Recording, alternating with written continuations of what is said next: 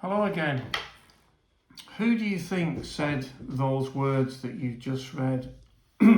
My life is based on a large series of mistakes.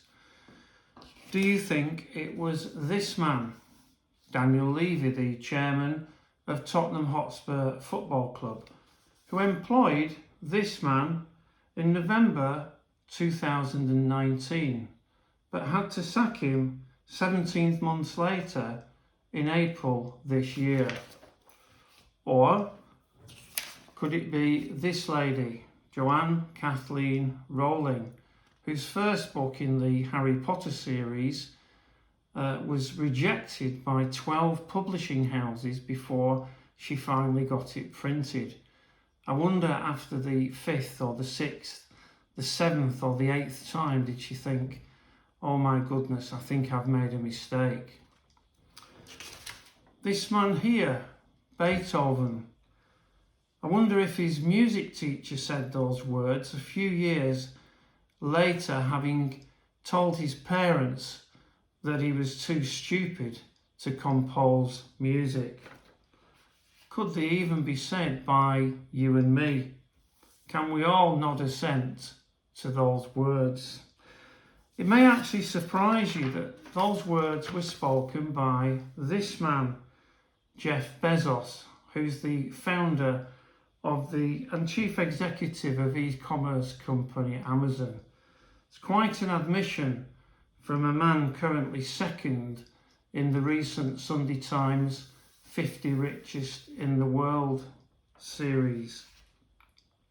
What I don't have for you is a list of mistakes that Bezos feels he's made, but if we had a pen and a piece of paper, I'm sure that we could write down a list of some of our mistakes. It wouldn't take long, would it? Some serious, some not so bad. And one of the mistakes I've made in the not so bad category was once I turned up at Toronto Airport with my mother for a flight back to the United Kingdom, checked in at the desk only to find we weren't on the list.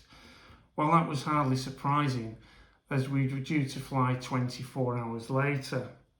Mother delighted, another day in Canada. Son dying with embarrassment at the check-in desk. What a stupid mistake to make. Helen, my wife, has also made the occasional incy-wincy mistake, and she went through quite a long phase that whenever we changed our family car, she didn't seem to be happy with it until she'd managed to snap off a wing mirror to add to her considerable collection. It got to the point, ladies, when she came to break the news that the only question I asked was driver's side or passengers. Probably some of the things on your mistake list would be like these as well. In the whole scheme of things, they're fairly easy to move on from, but of course, sometimes our mistakes can be more serious and make us feel total failures. J.K. Rowling, who we saw a picture of a few moments ago, in a presentation speech she gave to Harvard University graduates, said failure isn't fun. And those bigger mistakes, especially when we feel that we've let God down in some way or involve actual sin, make us feel even worse. Somehow, the more serious mistakes hold us down in a form of spiritual paralysis. And I looked up the word paralysis, and one definition read, a state of helpless stoppage, inactivity or inability to act. And that, I feel, is where our more serious mistakes can leave us, a state of helpless stoppage. It can be some mistake from years ago or even decades ago that can mentally damage us.